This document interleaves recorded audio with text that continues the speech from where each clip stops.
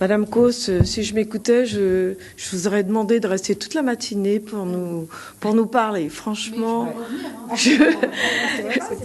ouais, tout à fait. Ouais, ne partez pas et restez parce que franchement, votre discours m'a vraiment captivée. C'est un sujet. Concret. Oui, c'est du concret. Alors, je voulais vous dire, vous étiez de passage récemment en Guyane, il n'y a pas très longtemps, et vous avez touché de près nos difficultés, notamment pour construire des logements sur un territoire où 29% de la population vit dans la grande pauvreté. Et malheureusement, cet état de fait a souvent un visage, celui de la femme. Mon territoire fait face à d'autres défis comme l'explosion démographique, l'arrivée de femmes qui fuient des conflits.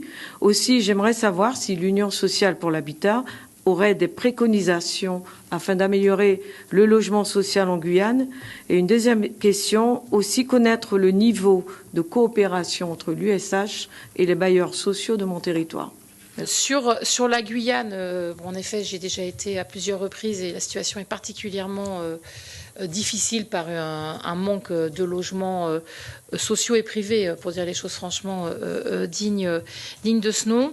Donc nous, on collabore beaucoup avec les bailleurs présents en Guyane, et y compris, on collabore avec eux sur des questions professionnelles, en fait, d'accompagnement professionnel sur un certain nombre de sujets, et notamment des discussions qu'on avait eues avec eux, notamment avec la CIMCO et la SIGI, c'est justement de développer une offre de logement accompagné, parce que c'est quelque chose qui est peu connu en fait encore en Guyane. Donc là, moi j'avais visité un chantier d'une résidence pour jeunes actifs dans mon souvenir à Cayenne ou pas loin de Cayenne, parce que c'était pas à Cayenne en fait, c'était autour.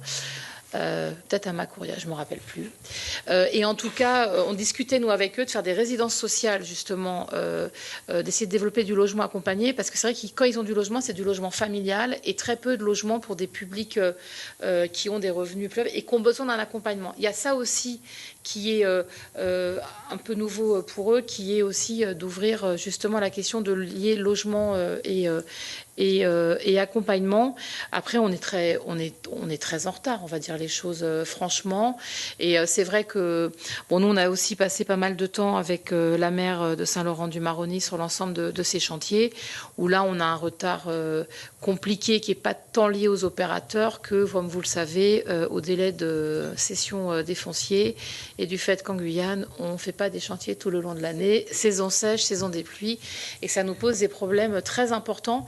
Par contre, je tiens à le dire parce que on ne le dit pas assez souvent, mais dans les programmes produits là-bas, on a vu une qualité, une prise en compte en fait des enjeux climatiques sur lesquels les bailleurs métropolitains auraient beaucoup à en fait s'inspirer de ces solutions-là, comme on l'avait vu d'ailleurs à La Réunion, parce qu'en fait, il y a une plus grande maturité de ces questions-là très, très, très clairement.